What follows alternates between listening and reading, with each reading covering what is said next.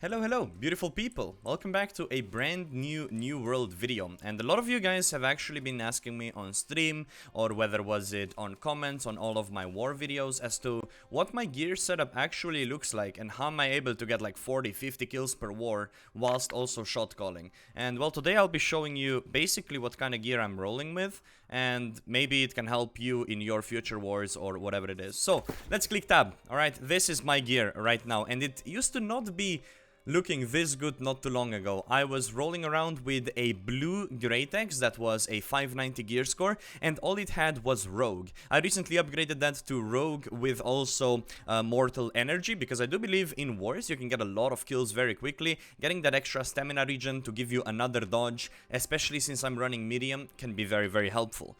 Then the hammer I just recently upgraded as well has life stealing on it, but most importantly it has the vicious for extra damage, and you can crit a lot in wars by simply using your ability on a large number of people. And once again we have Mortal Energy here, so once again I kill something with Axe, I can switch onto Hammer, I kill something with Hammer, I just get stamina back very quickly. It's not that important. I can definitely get better Warhammers in the future. For example, a good a Warhammer to go for would be a Woods Warden, which is a Genesis drop hammer that is amazing if you land on a legendary. My best one so far is 596.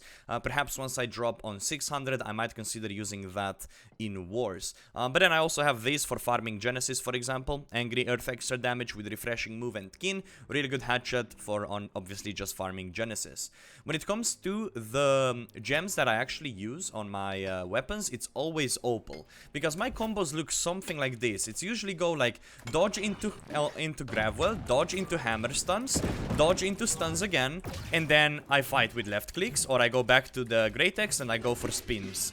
Alright, and it will all make sense to you as to why I'm using those combos after we go into my gear slots, which is what we'll take a look in next. So, I'm fully spec'd for wars, but I also have max possible luck gear, both in my house and also in my inventory, as you can see. So I'll show you that in a little bit, how my luck gear looks. But let's go through the war setup. So first of all, this is handcrafted fully. All of these items I crafted myself with 200 armoring and max trophies. Spent a lot of money on this, believe it or not, but also I craft for all my guild members. I make money by basically crafting gear for people, so it's not too hard for me to get some really insane rolls. And if you see, this one was honestly really lucky. This was one of my first rolls, and I'm very satisfied with it. We have a repulsing clear out, which is the perk I use on my Warhammer. We have strength constitution mix, which is pretty much perfect. Refreshing ward, very solid for war. If I'm being targeted, you know, my cooldowns go down. You know, that's perfect. And freedom is amazing on a medium build, because it allows you to get out of those stuns from hammers, out of all of those abilities, basically 7.5% faster, right? That's amazing. Let's move on to our body. So you'll see on my body I have Sendering Shockwave. Once again, I highly prioritize upgrading my abilities for my Greatex and Warhammer rather than going for specific perks. And for this one, I rolled the Dryad Guard Breastplate. So if you know how you roll this, you basically always land on Constitution, and then you can pick one of the perks. I got lucky that it landed on a legendary, but I got a bit unlucky that the other perks I got with it were Corruption, Resistance, and Beast Ward. So I'll definitely look to upgrade this chest piece in the future, and I'll probably go for Sendering Shockwave on it in the future again, and then just hope I land on good other perks. But this is very expensive to roll for, so I'll probably look to upgrade all my other pieces first. Now if we move on, we are now on the medium glove. Obviously my build in wars, I want to be maxed out medium, because I don't fight necessarily on point. I fight all around the point and look for pickups with my Gravwells and hammer stuns, and I shot call for my team to catch those picks with me. So medium build is perfect for me. That's why we're going for medium glove, light legs, and medium boots. But as you can see, this glove is fairly decent. It has 25 constitution, and once again we have that perk with Insatiable Gravity Well, which is what we were going for. We want this Insatiable Gravwell. It procs twice, it heals you, amazing for wars. Once again, a bit unlucky on my other two perks, which is Corrupted Resistance and Corrupted Ward, but even then it's very useful for something like invasions, for example. Anyways, let's move on to my legs. These are light legs, Shadewalker legs, very cheap to make, and we actually landed on a very clean combo. It's not best in slot. We have 25 constitution again, but look at that. We have Enfeebling Maelstrom, which is absolutely amazing for wars. Like, I can go into the point after I land my hammer stuns, use my Greatex to spin, and it's gonna deal a ton of damage, but most importantly, it also reduces the damage I receive from people that just got hit. So it's like really good, especially when you combine it with my lifesteal that I have on my ring, but I'll show you that in a bit. It is a very, very good ability to have the Enfeebling Maelstrom, basically. And it also has Refreshing, which is probably one of the best perks in the game, I'd say. It reduces your max cooldowns by a lot, 2.8%. It is amazing. So one thing I would love to have with this would be a Great Axe that also has Refreshing, so I could constantly left click, and then get Maelstrom back, okay, and spin again. So this is definitely not my final Great Axe that I'll end up using. If I see one with 30 strength, Refreshing, and perhaps another like good damaging perk, I might swap it out for that. And then we have the boots, which are such an amazing roll, but a little bit unlucky because I don't use the perk with it. But we have the Constitution with Freedom. Once again, I highly value Freedom. We also have Resilient on this. Resilient is a really good perk that I don't have a lot of on my build right now. So in the future, I'm definitely looking forward to perhaps upgrading my gear and hoping to land on some of those resilient perks, right? But yeah, and when it comes to Mending Infected Throw, if that was any of the other perks, it would be ideal. For example, something like Leeching Path of Destiny would be perfect, right? I used to run this instead of Enfeebling Maelstrom, but I moved away from it because I have lifestealing here and I have lifestealing on the ring, so I don't need extra lifesteal, if that makes sense. So Leeching Path of Destiny, not that much of a priority for me anymore, but if it came down to having it, it would be good, right?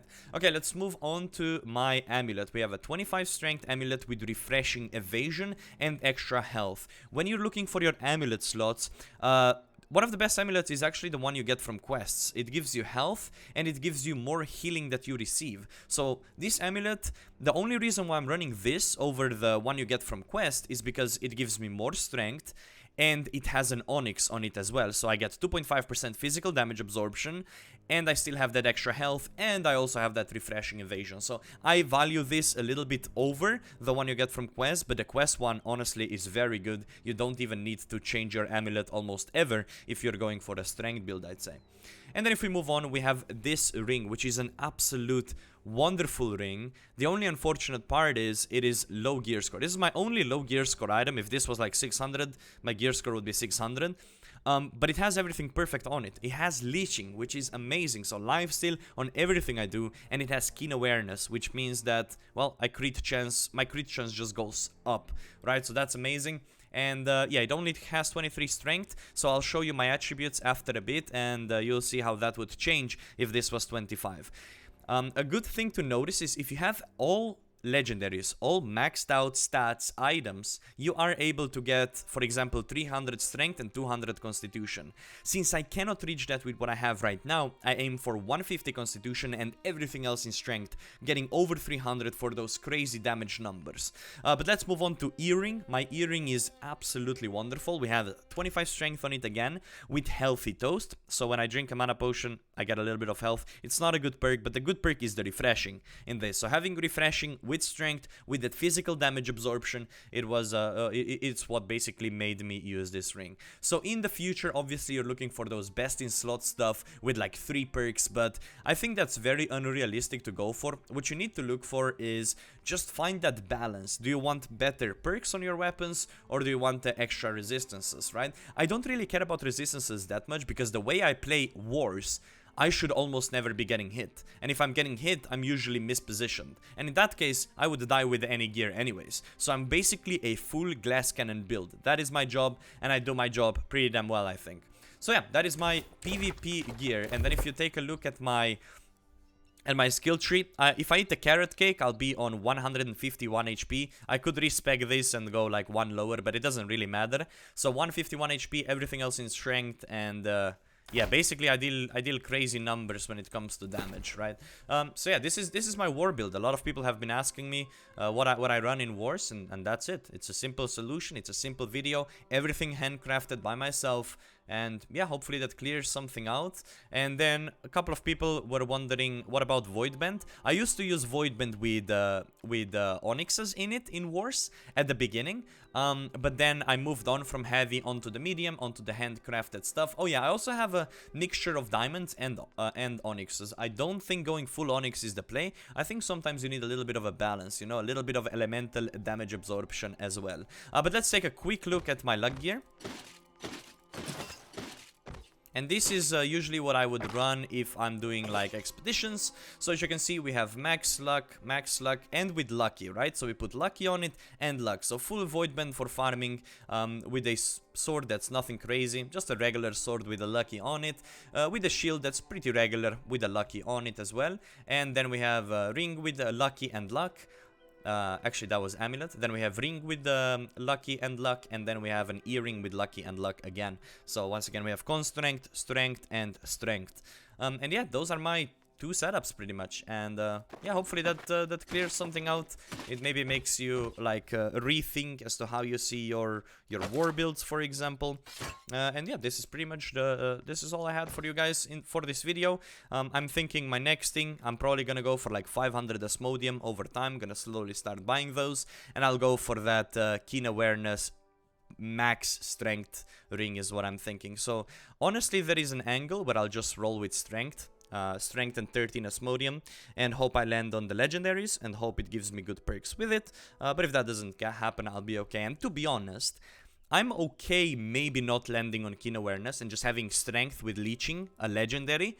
But we'll see in the future. Maybe I'll do an update video on this. Let me know in the comments what kind of build you are running with. And yeah, I hope you enjoyed this video. Let me know if I should do more commentary videos, because all I do these days is I just post wars and stream highlights. But I know a lot of people asked for my build, so here it is. Hopefully you enjoyed. I'll see you again very soon on one of my streams or in one of my future videos. And that being said, have a beautiful day. I'll see you again very soon. And bye-bye. See you.